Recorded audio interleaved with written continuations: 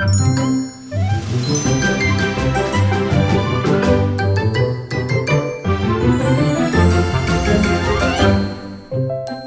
to the Disneyland with Kids podcast, where we help you plan vacations in 30 minutes or less. Connect with us and other Disney friends in the Disneyland with Kids Facebook group as you listen in on the conversation. In today's episode of the Disneyland with Kids podcast, we are going to be talking about the differences between Disneyland in California and Walt Disney World in Florida. I am Leslie from Trips with Tykes. And I'm Julie from Mom Rewritten. Hi there, Julie. Well, of course, everyone knows that you and I both travel to Disneyland pretty regularly since we're both California girls now. But maybe what people don't know is that we also go to Walt Disney World in Florida quite a bit. I grew up in Alabama, so actually Walt Disney World, believe it or not, was my home park. That was where my family used to travel in our car together when I was a kid, drive down to Florida and check out Walt Disney World. And I still am able to go pretty regularly, usually about once or twice a year, even though I'm all the way across the country. So what's your experience been traveling to Walt Disney World? Well, I have been 5 times with my family in the last 5 years. And before that, I had never been to Disney World. I grew up in San Diego, so always went to Disneyland, but had never been to Disney World. And an opportunity came up. I went for the first time and I totally fell in love. So yeah, I've been making it pretty much a once a year visit. Yeah, that's great. So 2 totally different experiences. I, of course, saw it a long, long time ago when it was only in its early stages and have seen it grow. And you dove right into it in its current form, which is bigger and better than ever. So a lot of things to talk about here. So we get a lot of questions in our Disneyland with Kids Facebook group from, first of all, Disneyland regulars who are headed to Disney World for the first time and want to know what the differences are and how to plan differently and all of that. And then, of course, we get the opposite as well. We get people who've been to Walt Disney World a lot and now are coming west to Disneyland and want to know where to get started. So they're very different beasts, a lot of different planning considerations, a lot of different logistics that you need to consider between the 2 different resorts. So we thought we'd just dive into all of those differences. I'm excited. Yes. So before we get started, we should mention that even though Disneyland and Walt Disney World are different, you can book vacations for both resorts through our partners at Getaway Today. Just go to disneylandwithkids.info/book. Getaway Today offers discounted hotels, discounted theme park tickets. But one thing they offer for Walt Disney World is a special concierge service to help you with some of those planning aspects that you and I are going to talk about that are unique to Walt Disney World. All right, Julie, well, let's dive into the differences. So why don't you get us started? What is something that you noticed the first time you headed to Walt Disney World that was different from our little home park in Disneyland? Well, you have to say, it's huge. Disney World is enormous, and there's just no comparison in size and scope of how big Disney World is when compared to Disneyland. Of course, Disneyland's in the middle of a city. It's surrounded by houses, and Disney World is just its own entity. For sure. I'd say Disney World is almost like a city unto itself. I mean, they took a lot of swampland and put a giant theme park and more than one theme park. Let's talk about that. Walt Disney World's actually 4 different theme parks now. It's Magic Kingdom, Epcot, Hollywood Studios, and Animal Kingdom. And then, of course, 2 water parks on top of that, right? Versus what we have in Disneyland. Yeah, I really wish we had Disneyland water parks, but it's fantastic to be able to just kind of go and spend the whole week exploring. And even at that, there's just so much to see. You'd never see it all in one trip. For sure. I mean, I can't even count the number of times I've been to Walt Disney World, and there's still hotels I haven't set foot in. There are still restaurants I haven't tried. I mean, it's really enormous, and it's hard to get your head around it until you go and you're just going from one theme park to another, and you're like, hey, why have I been on the road for 20 minutes? when you're used to Disneyland and you walk from the Disneyland park to Disney California Adventure, and you can get between them in 2 minutes, right, on your own 2 feet. Absolutely. And, going to Disney World, going to be a different experience every time you go. There's so many hotels that you can choose from, both on site, off site. And when compared to Disneyland, the four theme parks, the two water parks, there's miniature golf, all the dining, and there's just so much to do. That's right. And we should also mention Disney World has a shopping and entertainment district called Disney Springs. It's pretty similar if for Disneyland guests who are familiar with downtown Disney, but quadruple the size, maybe even more than that.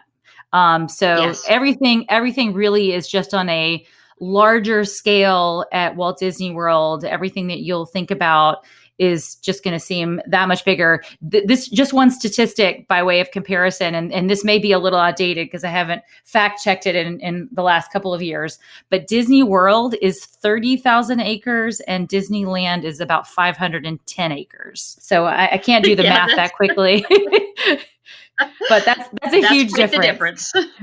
Quite the difference. Sure. Well, that certainly plays into, a lot of different things when it comes to vacation planning.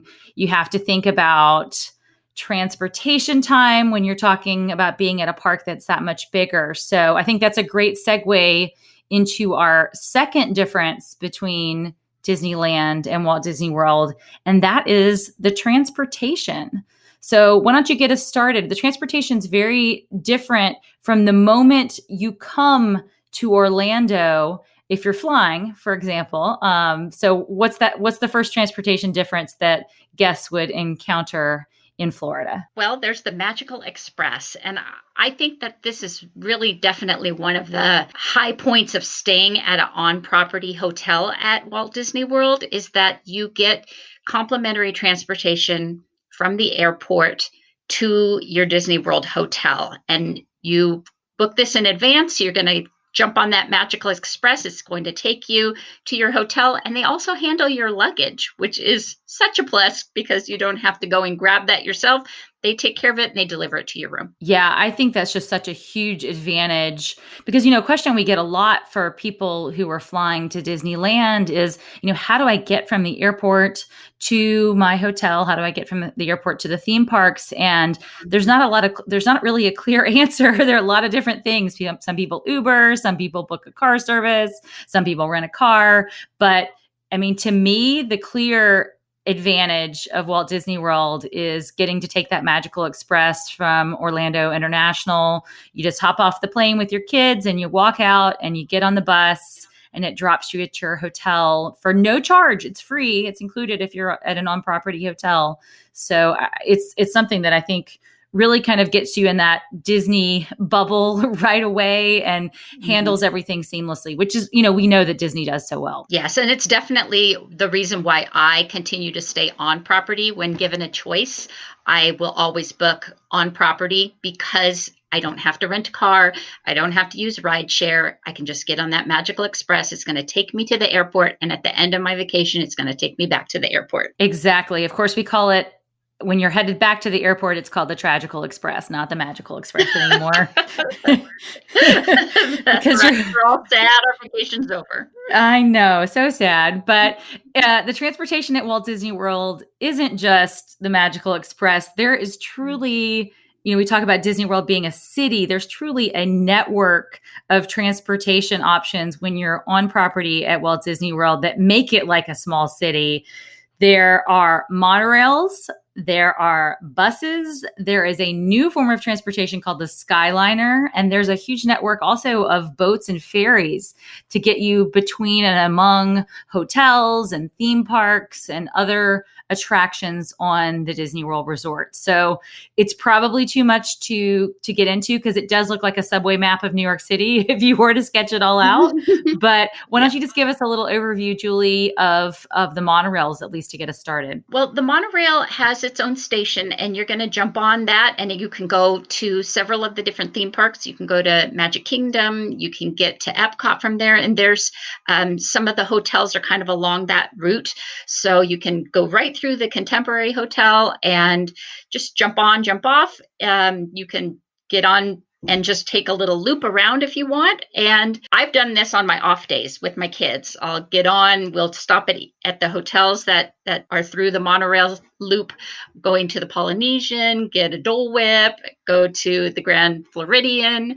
And it's a nice way to explore on an off day, but it's also a great way if you're on that monorail loop to get to the theme parks. That's right. And of course there is a monorail at Disneyland. We don't want to not mention that as well, but it's really just one loop and it goes from one end of downtown Disney near the Disneyland Hotel and drops you into Tomorrowland and Disneyland Park. So that is a form of transportation. And if you're staying at the Disneyland Hotel or you're staying at Disney's Paradise Pier, you might use that a lot to get yourself into Disneyland Park, but it's not the same level of connectivity that you will have, and not as long of a ride as you'll have at Walt Disney World, of course.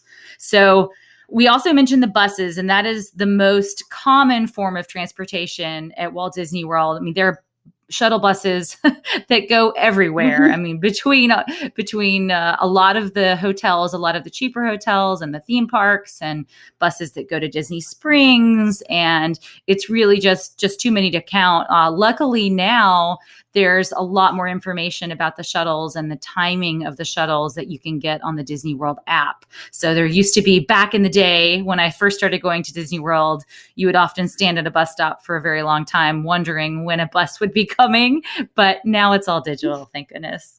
Gotta love that. But the other thing we should mention is the Skyliner, which is a gondola system that's now connecting Disney Hollywood Studios and Epcot and several of the hotels in that part of Walt Disney World property. So this was really quite the innovation, and that surprised a lot of people. Have you gotten to take the Skyliner yet, Julie? No, I haven't been on it. I haven't been since they opened. I was there since it opened, but it was actually during a closure. They had a breakage early on, and so they shut the Skyliner down for about 10 days, and that was when my vacation was. So Naturally. I missed it. But it looks great. It's highly, highly reviewed. Of course, you're not waiting on a corner for a bus. It keeps moving continuously. So a lot of people really do love that, and it brings a lot more hotels into more of the Disney bubble where you're sort of able to move seamlessly around Disney World Resort. So, all right, well, that's a lot about transportation. And of course, there are boats and ferries as well. So really just, look into all these different options, because depending upon where you stay, you're going to be taking different forms of transportation. So it's great to get familiar with this. And this is probably a lot of the prep that I do, Julie, is just understanding my transit connections before I go to Disney World. Yes, for sure, because you need to know time-wise how you're going to get to and from. And if you want to be there for rope drop, you need to be planning out how long it's going to take you to get to the parks. For sure. Some things are certainly longer than others. And we didn't mention, of course, you can take an Uber or a Lyft. And at Walt Disney World, they actually have something called minivans, which is Walt Disney's version of Uber and Lyft, where a cast member actually drives you. So that can be a quicker, but of course, albeit pricey way to get where you need to go in a hurry. All right, Julie. Well, we've teased it a little bit. We've talked about some of the hotels at Walt Disney World and Disneyland so far, but let's just lay it all out there. There's a big difference between the hotel situation on either coast. So for those who aren't familiar, what are the hotels that are available at Disneyland? So at the Disneyland Resort, there are 3 hotels, and they all pretty much fall into more of a deluxe price category. You've got the Paradise Pier, the Disneyland Hotel, and the Grand Californian. And they are all pretty close to the park entrance. However, there are some off-site hotels.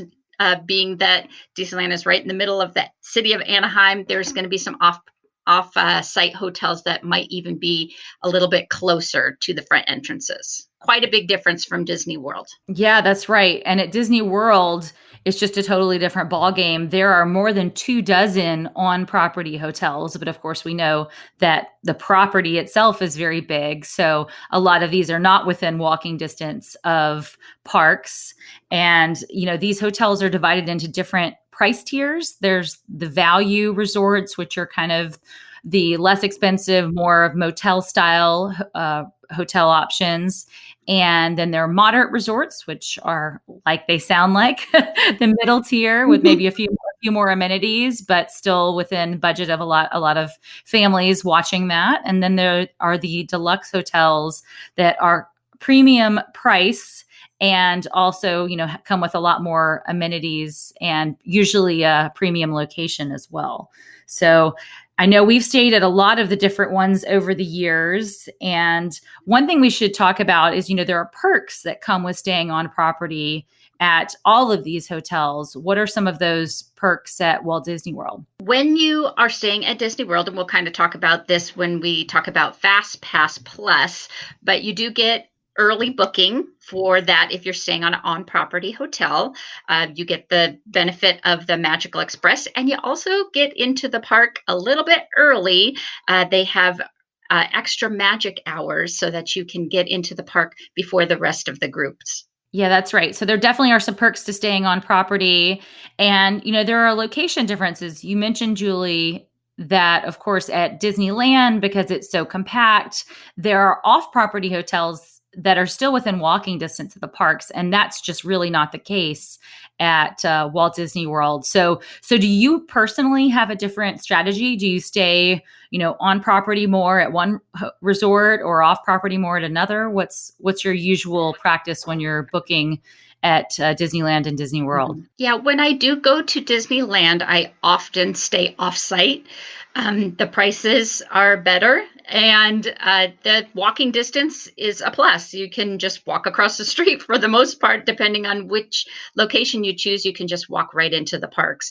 Not so much at Disney World. You're not going to be able to walk really to any of the hotels, to any of the parks from your hotel. So you're going to need to stay on property and take advantage of that transportation system, the buses, the ferries, things like that. So when I'm staying at Disney World, I stay on property pretty much every single time. Yeah, I'm actually the same. I can't even remember the last time I stayed off property at Disney World, but I usually stay off property at Disneyland just to save money and I can still not have to sacrifice that proximity. But of course, I will say if it's a special once in a lifetime vacation to Disneyland, absolutely stay on property if it's within your budget because there is something magical to even those 3 hotels at Disneyland. And we of course have a lot of episodes where we've covered each one in greater detail. So give those a listen if that's something that you're considering. And there are advantages to staying off property at Disney World.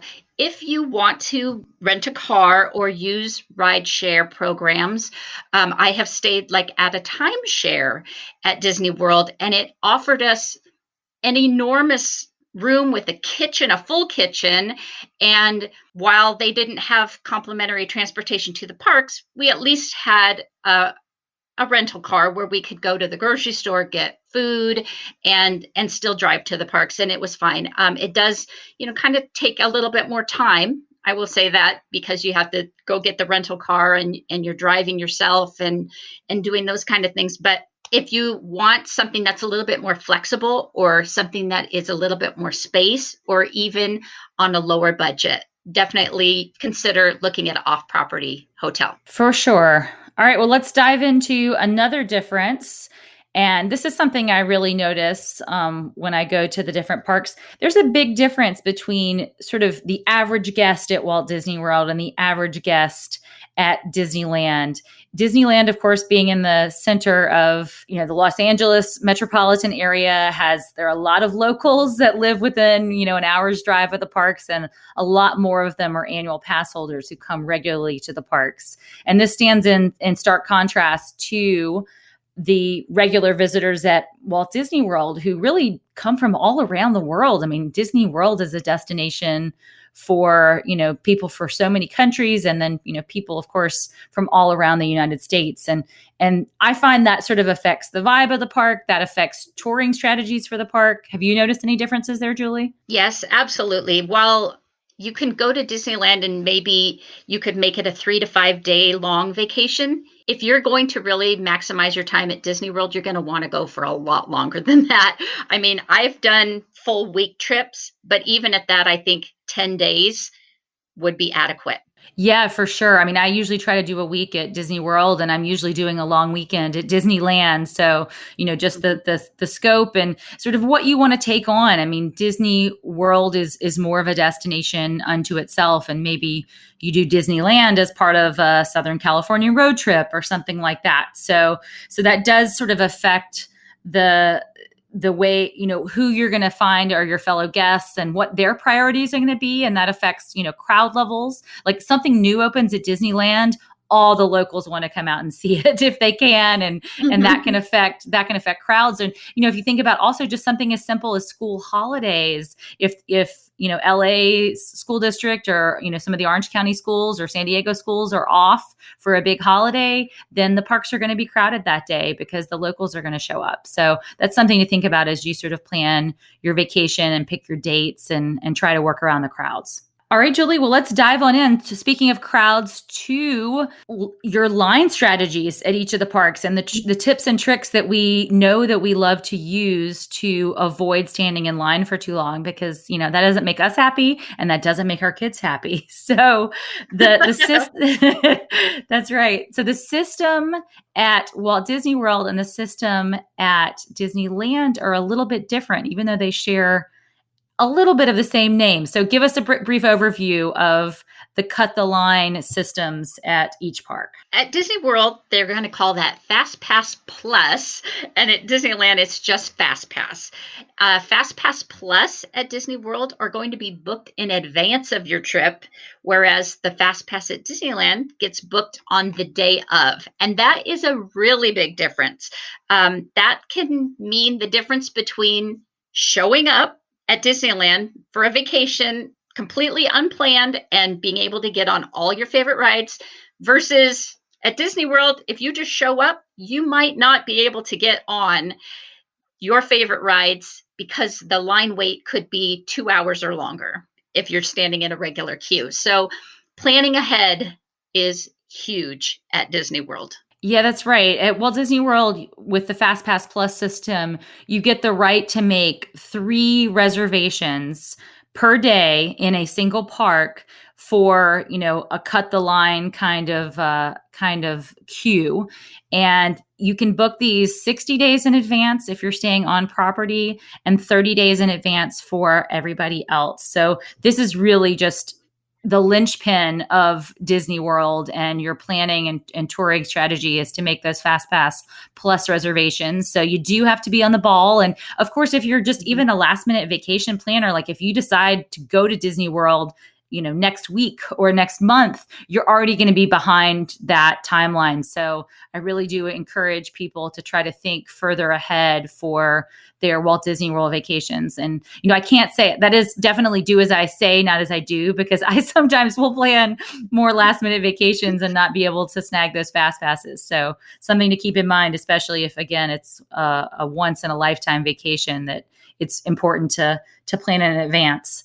And Disneyland also has something we didn't mention called Max Pass that is not at Walt Disney World. So what is that? I adore Max Pass. So Max Pass allows you to book your Fast Pass on your mobile device. So instead of physically having to go to the ride, scan your ticket, and get a Fast Pass return time, you can actually just book it on your phone. And that allows you to just really keep up with keeping those Max Passes booked and being able to get on those rides the faster. So it's a great time saver, and it's a pretty nominal fee per day per ticket. Yeah, that fee does keep going up with each passing few months. But again, I still think it's worth it, even at the prices it is right now as we're recording. It's $20 per person per day right now, but still worth it for me for just the convenience of booking on your phone and having that flexibility. And really, if you're going to want to ride a lot of rides on a given day, it's worth it because you can definitely, you'll be in line for one ride, you can be booking for the next ride, you're taking a break and having a snack, you can be, watching things and really kind of getting yourself in that virtual queue and moving things along on your vacation. So definitely. Yeah, and I find I can do it. I can ride a lot more rides using Max Pass at Disneyland than I can at Disney World. Yes, I think so too. I mean, it's definitely possible to work the Fast Pass Plus system at Walt Disney World, but it requires, I think, a lot more effort and focus, which maybe sometimes if Mhm. you have a kid with you is a little bit hard to do because they're always interrupting me as I'm on the app trying to book them Fast Passes. So, one other True. thing we should mention when it comes to line strategies when you're trying to avoid those crowds and those lines, there is a single rider line, especially at a lot of thrill rides, but there are a whole lot more single rider lines at Disneyland than there are at Walt Disney World. So if that's a strategy, maybe you're, going on a solo trip or an adults only trip and you're okay having your party split up and going in the single rider line, then you're going to have a lot more success with that strategy at Disneyland. All right, Julie. Well, let's talk about food because, what Disney podcast is complete without a mention of food. The dining at Walt Disney World and Disneyland are, there are a lot of similarities, but some differences as well. What have you observed? I think that dining at Disney World is a huge part of your vacation. So much of it that you really need to plan out where you're going to be, in which park you're going to be, so that you can make those dining reservations and work that into your day. The food is a very big deal when it comes to character dining and the themed dining. It's so much more intense than it is at Disneyland. Yeah, that's right. Now, at Walt Disney World, you can make dining reservations up to 180 days in advance of your vacation. So that requires some serious pre-planning if you want to get like the absolute hottest reservation. And then at Disneyland, it's just 60 days in advance. And there's some great restaurants I'd say on both coasts, but definitely Disney World is more of a dining destination. People go and Mhm. make the restaurant reservations a bigger part of sort of their planning process. They want to dine at this character meal or this, high end restaurant, something like Victoria and Albert's, which is like one of the hardest reservations to get. So, yes, definitely different dining considerations when it comes to the two resorts, but you can't go wrong with either. You'll get some good meals no matter where you're headed for sure. So, last but certainly not least, let's talk about the rides. There are, of course, a lot of similarities between the rides at Walt Disney World and Disneyland. Some rides, that have the same name and that are identical. But sometimes I have found that even though a ride has the same name, it's not the same on both coasts. So, are there some examples like that you uncovered, Julie? Yes, for sure. Being a longtime Disneyland visitor, going to Disney World for the first time, I thought to myself, do I really need to go on Pirates of the Caribbean? I've been on it at Disneyland, but when you go on it, they are really different. There's different movements on the ride. There's different things to see on the ride. Even like on Space Mountain, the seats are different and even the music. So there are some subtle differences and there's some kind of big differences too, I think. I think you should do both. If you've been to Disneyland and you're going to Disney World or vice versa, I think you need to go on those rides just so you can see what the differences are. Yeah, I always love, especially when I have trips that are kind of close together. Like I've been in Disneyland one month and the next month I get to go to Disney World. I love really looking at the nuances and the differences between those rides. It's really quite a lot of fun. And, yes, there are some that are identical, but not as many as you would expect.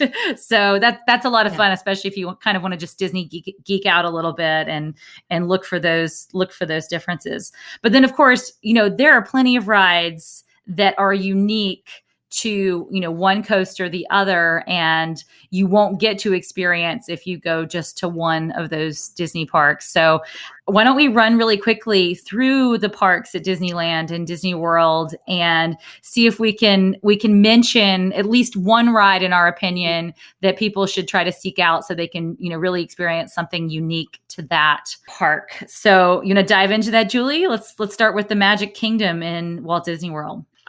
Seven Dwarfs Mine Train, which is a great roller coaster. It's got a little bit of a dark ride kind of in the middle, and a great coaster. It's a lot of fun. For sure. That's still fairly new. So if you haven't been to Walt Disney World in maybe about the last 5 years, this is a great addition to Fantasyland. A nice kind of first coaster for a lot of kids because it is really smooth. So that's a great one. One of my favorites, let's move over to Epcot, which is my favorite park at Walt Disney World.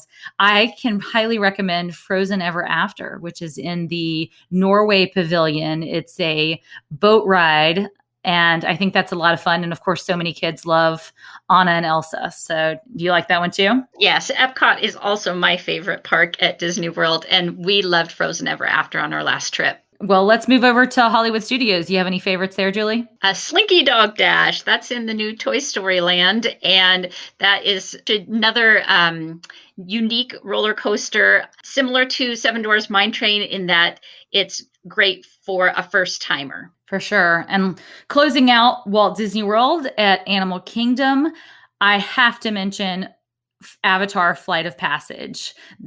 This is just maybe Disney World's best ride. I don't know. It's hard to say now that there's Rise of the Resistance, but Flight of Passage is just truly, truly breathtaking. A ride like you will experience nowhere else. So don't miss that for sure. All right, well, let's go with the West Coast, Julie. What would you recommend at Disneyland Park and at Disney California Adventure? Well, I think that you can't miss the Matterhorn. You can't miss seeing it. It's really tall white mountain in the middle of Fantasyland, but it's a great bobsled ride with a scary little Yeti in there. So maybe not great for a first time coaster rider, but it is a really great, fun roller coaster. That's very unique. For sure. And at Disney California Adventure, I have to mention Radiator Springs Racers in Cars Land. What a great minor thrill ride. Just some amazing sights of the Southwest and Route 66. So that's a must ride for me. So a lot of great attractions, no matter what park you're headed to, and you'll get to experience something unique. So that's a whole lot of differences between Walt Disney World and Disneyland. And there are even so many more that we couldn't get to in today's episode. So let's close it out, Julie, with a would you rather, as we always do. So we have to, of course, do a would you rather between Walt Disney World and Disneyland. So would you rather, if money were no object, would you rather stay in the Premier Hotel at Disneyland, Disney's Grand Californian, or the Premier Hotel at Disney World, Disney's Grand Floridian? All right. Well, I have never stayed at the Grand Floridian, and it's so close to Magic Kingdom. I'm going to have to go with that. I think that edges it out for me because I have stayed at the Grand Californian. It is amazing. But having never stayed at the Grand Floridian, that would be my choice. Okay, excellent choice. I have stayed at both. So it's a really tough call for me. I mean, really, really tough call. I have to say, though, I love the proximity of the Grand Californian. So that's going to be my pick because I just love being able to roll out of bed and head down the stairs and walk into a theme park in a matter of 5 minutes. So that's my pick. But yeah, it is a tough pick. And they're actually adding a walkway between the Grand Floridian and Magic Kingdom right now as we're recording. So, it's not as close, but you will be able soon enough to be able to walk to the Magic Kingdom from the Grand Floridian. Well, there you go. There's another perk for staying on site. That's right. Well, that is it for this episode of the Disneyland with Kids podcast. You have been listening to Julie and Leslie as we talk about the differences between Disneyland and Disney World. If you've been to both resorts, let us know your thoughts and find out what other members of our community are saying in the Disneyland with Kids group on Facebook.